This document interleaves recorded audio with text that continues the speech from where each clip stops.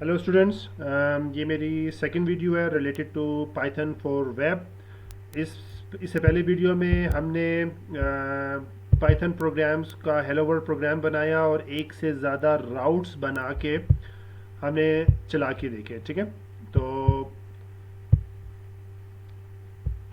अब हमने ये देख अच्छा, इसमें हमने क्या किया कि जो भी स्ट्रिंग्स थी HTML वेब पे शो कराने के लिए HTML वेब को हमने रिटर्न किया और इसी के अंदर HTML का सिंटैक्स लिखा। इस पूरे कोड के अंदर आप HTML का सिंटैक्स लिख सकते हैं। ठीक है, और वो HTML ब्राउज़र पे जाके नज़र भी आएगा। आज हम ये देखेंगे कि हम HTML पेजेस, क्योंकि HTML में आपके पेज बहुत लेंथी हो सकते हैं, बहुत कॉम्प्लेक्स हो सकते हैं, बहुत ज़्यादा फॉर्म कंट्रोल्स हो सकते हैं, तो फिर उसको python.py के अंदर रख के या रिटर्न के अंदर रख के हैंडल करना थोड़ा सा मुश्किल हो जाता है। या ट्रिवियल पेजेस हैं या कुछ स्टैटिक इंफॉर्मेशन है तब भी हम बना के यूजुअली करते हैं, वरना आप कॉम्प्लेक्स हैंडल कर सकते हैं तो वो भी कर सकते हैं। तो आज हम ये देखेंगे हेलो वर्ल्ड HTML, यानी कि ये मेरा एक HTML की फाइल है। ठीक है, ये देखिए मैंने HTML की फाइल ऑन की तो my first heading, my first paragraph, ये HTML को मैं पाइथन के थ्रू अब कॉल करूँगा। तो डायरेक्टरी स्ट्रक्चर ये होना चाहिए अभी आपका कि जिस डायरेक्टरी में ऐप डॉट पाई है, इसका नाम एप्लीकेशन डॉट पाई, मेन डॉट पाई, जिस तरह भी आप जो भी अपनी फाइल का नाम रखना चाह रहे हैं आप रख सकते हैं। तो इस फाइल के अंदर एक फोल्डर होगा टेम्पलेट्स का, दो कि हम कमांड लाइन पे जो स्क्रिप्ट फाइल में जाकर इस टेम्पलेट्स का नाम अपनी पसंद का रख सकते हैं। बट जो बाय डिफ़ॉल्ट कॉन्फ़िगरेशन है, डिफ़ॉल्ट कॉन्फ़िगरेशन में वो चीज़ें जो टेम्पलेट्स के अंदर पड़ी हुई हैं तो वो HTML टेम्पलेट्स को आप इजीली कॉल कर सकते हैं। ठीक है, ये डिफ़ॉल्ट स्ट्रक्चर। तो मैं ऐप डॉट पाई खोलता हूँ तो और मैं जो एडिटर यूज़ कर रहा हुआ हूँ वो एटम है। आप जौन सा मर्जी एडिटर यूज़ करें। आई विल रिकमेंड कि आप यूबंटू पे या लिनक्स पे पाइथन फॉर वेब सीखें ताकि बहुत स्ट्रेट फॉरवर्ड चलता है। अगर आप विंडोज़ यूज़र हैं, अप टू यू। तो अच्छा, ये प्रोग्राम है। इस प्रोग्राम में और प्रीवियस प्रोग्राम में क्या फ़र्क है? एक ये है कि from flask import flask framework चलाने के लिए, और इसमें एक और इसकी सब फंक्शन कॉल कर रहा हूँ जिसका नाम है रेंडर टेम्पलेट्स। ठीक है, रेंडर टेम्पलेट्स का क्या काम है कि ये HTML टेम्पलेट्स को, HTML फाइल्स को लोड करके उसको रेंडर करके फिर रिटर्न का फंक्शन उसको डिस्प्ले करेगा। ठीक है, तो बाकी ये सेकंड लाइन आपको क्लियर हो रही है कि इसमें मैं ऐप एक वेरिएबल रख रहा हूँ, फिर एक राउट क्रिएट कर रहा हूँ। ये भी सारा लास्ट टाइम देख चुके हैं। फंक्शन का नाम मैंने इंडेक्स रखा है, आप जो मर्जी रखें। और रेंडर टेम्पलेट, ठीक है, ये रेंडर टेम्पलेट को क्या क्या करेगा? जैसे आप रेंडर टेम्पलेट करेंगे वो आपकी जिस डायरेक्टरी में ऐप डॉट पाई पड़ी हुई है उसके अंदर टेम्पलेट्स के अंदर जाकर जो फाइल आपने इधर लिखी है इंडेक्स डॉट HTML, वो इंडेक्स डॉट HTML को सर्च करेगा और उसको रेंडर करेगा। आप समझेगा इसके अंदर क्या क्या चीज़ें हैं। उसके अंदर आपकी जावा स्क्रिप्ट हो सकती है, jQueries हो सकती हैं, उस पाइथन स्क्रिप्ट भी इवन कि हम देखेंगे कि हम HTML के अंदर कैसे लिखते हैं। ठीक है, हम लूप्स HTML के कैसे चला सकते हैं, HTML के अंदर पाइथन बेस्ड सिंटैक्स को कैसे इनेबल कर सकते हैं। ठीक है, तो हम अभी वो भी देखते हैं। तो इस प्रोग्राम को देख ले, सब बहुत simple, render index dot HTML, और ये दो लाइनों की मदद से मैं चलाऊंगा। और मैं अब आऊँगा कमांड लाइन पे, और कमांड लाइन पे जो मेरा प्रीवियस प्रोग्राम था उसका मैंने वो किया, क्लियर अब CD हेलो वर्ल्ड HTML। ठीक है, और पाइथन ऐप डॉट पाई। तो आपका ये सर्वर चल गया है। हम नेक्स्ट वीडियो में ये देखेंगे कि अगर आप अपने घर के वाईफाई पे अपना ये सर्वर चलाएं और उसको मोबाइल से कैसे एक्सेस कर सकते हैं। जैसे मैं ये जो भी चीज़ मैं अभी चला रहा हूँ,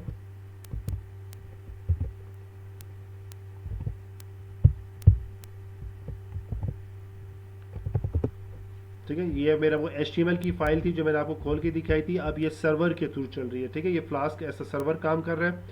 और जब भी आप इसकी रिक्वेस्ट करेंगे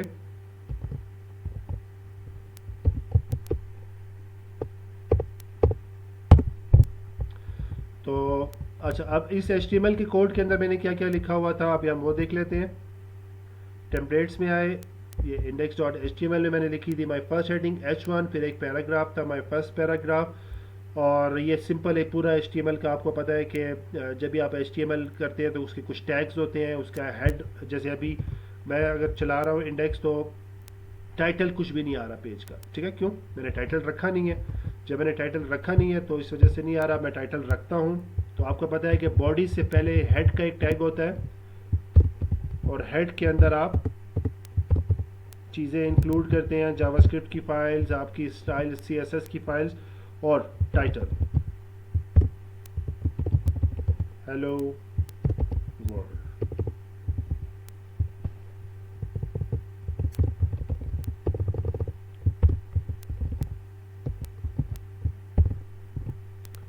अभी जब मैं जाके इस पेज को रिफ्रेश करूंगा तो मेरा टाइटल जो है ये बदल जाएगा। अब आ गया हेलो वर्ल्ड। ठीक, तो अब हम एक से ज़्यादा HTML पेजेस रख सकते हैं। हम क्या क्या कर सकते हैं? हम HTML टेम्पलेट्स के अंदर सब स्ट्रक्चरिंग कर सकते हैं। जैसे आप किसी एक रियल एप्लीकेशन पे काम करेंगे तो आपकी बहुत ज़्यादा HTML की फाइल्स होंगी, तो आप सब डायरेक्टरीज बना के लॉगिन की डायरेक्टरी अलग रखेंगे। लॉगिन का अगर आप बात करें तो लॉगिन के 3-4 फॉर्म्स बनते हैं, लॉगिन, फॉरगेट पासवर्ड, ठीक है, साइन अप, तो इस तरह 2-3 फॉर्म्स सिर्फ लॉगिन से रिलेटेड बनते हैं।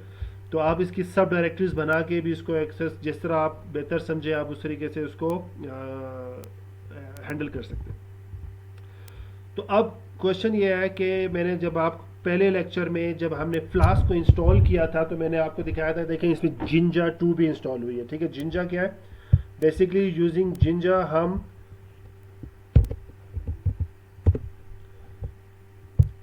यूजिंग जिंजा अगर आपने एक इंस्टॉल कर लिया है तो आप HTML के अंदर पाइथन कोड लिख सकते हैं, ठीक है। तो ये बस जिंजा की आपने ये 3 कमांड्स याद रखनी है। अगर आप कोई स्टेटमेंट लिख रहे हैं तो आपने ये चीज़ HTML के अंदर लिखनी है। अगर आप कोई चीज़ प्रिंट करवा रहे हैं तो आप ये चीज़ लिखेंगे। अगर आप कमेंट्स डाल रहे हैं अपने लिए तो आप इसे देखेंगे, और लाइन स्टेटमेंट लिख रहे हैं तो ये मज़ीद आप ट्यूटोरियल्स देख सकते हैं, बट हम थोड़ा सा सिंपल रख के स्ट्रेट फॉरवर्ड चलेंगे, ठीक है। तो जिंजा भी हमें इंस्टॉल करने की ज़रूरत नहीं है क्योंकि Jinja with flask by default install हो जाता है। अब हम index.html के अंदर कुछ पाइथन का स्क्रिप्ट लिखने की कोशिश करेंगे। फॉर एग्जांपल मैं एक वेरिएबल लेता हूँ, लिखता हूँ name is equal to Junaid Babar, यानी कि मैंने एक पाइथन वेरिएबल डिक्लेयर किया जिसका नाम रखा है नेम। और अब मैं चाहता हूं कि जो HTML है वो आके इधर हेलो वर्ल्ड पे हेलो जुनैद लिखे, या मैं इधर चाहता हूं कि वो जो माय फर्स्ट हेडिंग थी इधर लिखे आए हेलो जुनैद बाबर, ठीक है। तो बट मैं कहता हूं ये जो मेरे वेरिएबल की जो भी वैल्यू इधर रखी है, ठीक है, अब इधर वैल्यू जुनैद बाबर है, मैं इधर उसकी जगह पे कोई भी नाम रख सकता हूं। तो मैं चाहता हूं जो नाम मैंने उधर रखा है मैं उसको इधर प्रिंट कर सकूं, ठीक है। That's what I want. तो जो ट्यूटोरियल है वो ये कहता है जब आपने कोई चीज़ वेरिएबल प्रिंट करना है, कोई एक्सप्रेशन को प्रिंट करना है तो आप डबल करली ब्रैकेट लिखते हैं, यानी कि जो भी मेरा वेरिएबल है मैं उसका प्रिंट करने के लिए मैं इस तरह डबल करली ब्रैकेट्स लूँगा, और जो भी मेरे वेरिएबल का नाम है मैं वो रखूँगा। मेरा वेरिएबल का नाम था नेम, ठीक है, तो मैं नेम को इस तरह प्रिंट कर दूँ। तो अब मैं इधर आता हूँ और पेज को रिफ्रेश करता हूं तो क्या होगा? हेलो तो लिखा हुआ आया, माय फर्स्ट प्रोग्राम लिखा हुआ आया, मगर जो मैंने वेरिएबल ऐप में डिक्लेयर किया था नेम वो लिखा हुआ नजर नहीं आ रहा। इधर आना चाहिए था जुनैद बाबर। तो वो क्यों नहीं आ रहा? क्योंकि अब तक index.html को ये नहीं पता कि ये वेरिएबल डिक्लेयर हुआ है। तो मुझे रेंडर टेम्पलेट करते वक्त इस नेम को मुझे HTML को पास करना है, यानी कि रेंडर टेम्पलेट एक आपसे HTML फाइल का नाम लेता है और पैरामीटर्स लेता है कि इसको कौन कौन से पैरामीटर्स देने, और एक से ज़्यादा हमारे पास सिंटैक्स है पैरामीटर्स को पास करने के। तो इनिशियली हम देखते हैं कि सबसे आसान तरीका है name is equal to name, ठीक है, यानी कि मैं रेंडर डॉट टेम्पलेट को बता रहा हूँ कि index.html को लोड करो और ये ऐसा वेरिएबल इनपुट उधर जा रहा है, ठीक है। और इंडेक्स में कहता हूँ कि हेलो, जो भी वेरिएबल अगर नेम इसके पास आया तो उसको प्रिंट कर दो, ठीक है। तो ये हेलो जुनेद। तो क्लियर है गाइस कि अब हमने क्या किया, यूजिंग जिंजा HTML के अंदर पाइथन वेरिएबल को यूज किया। हम सिर्फ पाइथन वेरिएबल को नहीं, पाइथन सिंटैक्स को भी एनेबल कर सकते हैं, पूरी पाइथन प्रोग्रामिंग एज रिक्वायर्ड इसको ही कर सकते हैं। फॉर एग्जांपल मैं ये चाहता हूँ अभी कि मेरा जो नाम है हेलो जुनेद बाबर नीचे 5 दफ़ा प्रिंट हो, ठीक है, या 6 दफ़ा प्रिंट हो। तो कितनी दफ़ा प्रिंट हो मैं वो वेरिएबल ले लेता हूँ। मैं कहता हूँ कि लूप आइटर एक वेरिएबल दे रहा हूँ, मैं कहता हूँ 5, अगर जब मैं जो भी वैल्यू रखूँगा उतनी दफ़ा जुनेद बाबर लेट से के प्रिंट होगा, जो भी जिस तरह मैं चाहता हूँ। तो मुझे ये वेरिएबल भी पास करना है रेंडर को के आइटरेशंस के लिए। इसका नाम है loop iter is equal to loop iter, ठीक है। अब आगे जाके ये देखेंगे कि अगर मेरे बहुत ज़्यादा वेरिएबल्स हैं, लेट से 10, 15, 20, 25, 30 वेरिएबल्स हैं और मुझे वो सारे पास करने पड़ रहे हैं index.html को, तो मैं ये सारे लिख रहा हूँ, ठीक है। अगर मैंने किसी को डिलीट करना है तो मुझे मैनुअली डिलीट करना है, तो इसमें एरर के चांसेस बहुत बढ़ जाते हैं। तो हमारे पास एक पॉइंटर अप्रोच भी है जो हम आगे जाके थोड़े से एडवांस टॉपिक्स में देखेंगे। अभी इसको थोड़ा सा सिंपल रखते हैं। अब मैं index.html को लोड कर रहा हूँ और 2 वेरिएबल्स उसको पास कर रहा हूँ, एक नेम एक लूप आइटर, ठीक है। और इंडेक्स में आता हूँ और मैं कहता हूँ हेलो जुनेद बाबर। अब नीचे हेडिंग 3 कर देते हैं ताकि थोड़ा सा छोटा नज़र आए। हेडिंग 3 में मैं कहता हूँ कि नेम दोबारा प्रिंट हो, ठीक है।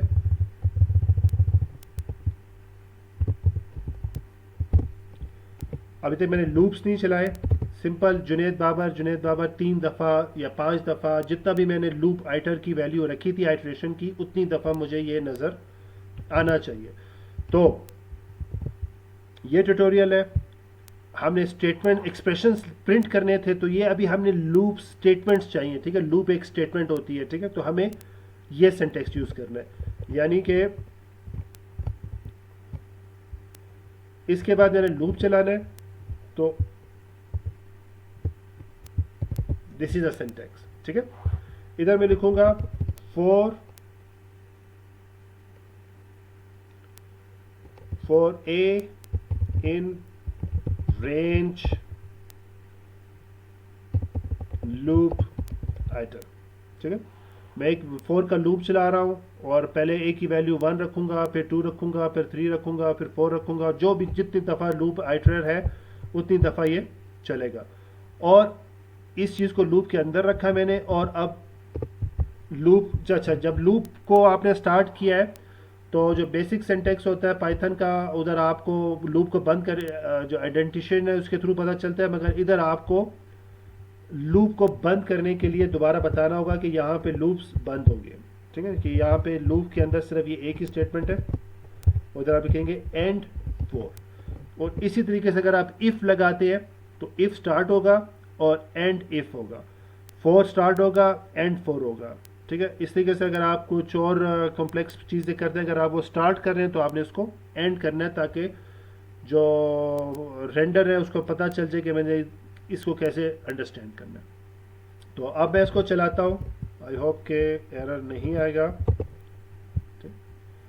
तो 1 2 3 4 5, क्योंकि मैंने आइटर की वैल्यू रखी थी 5। अब मैं इसको करता हूँ 3 और सेव करता हूँ। इधर आके पेज को सिंपल रिफ्रेश करूँगा तो ये 3 दफ़ा प्रिंट हो जाएगा।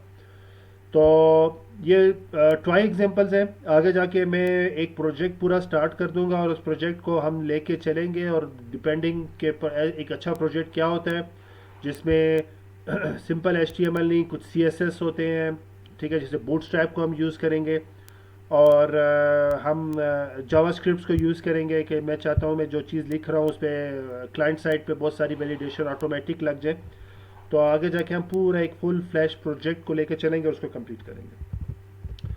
तो अब तक हमने क्या किया, HTML फाइल को रेंडर किया। HTML फाइल्स पे हमने वेरिएबल्स पाइथन के पास किए और HTML फाइल के अंदर जाके हमने वेरिएबल्स को प्रिंट किया, पाइथन का लूप सिंटैक्स यूज़ किया। ठीक है, अब मैं जो टाइटल है, टाइटल के ऊपर जो हेलो वर्ल्ड की बजाय जो भी मैंने नेम रखा है ना वो लिखा हुआ है। ठीक है, तो मैं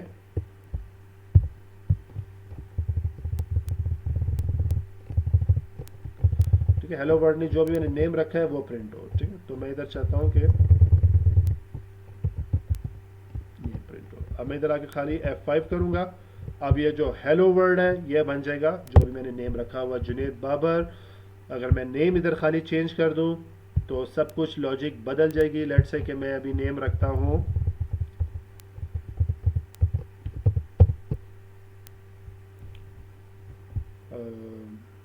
लेट्स से जॉन स्मिथ। एक फेमस एग्जांपल के लिए सबसे फेमस यूज नेम है जो W3 स्किल पर यूज होता है।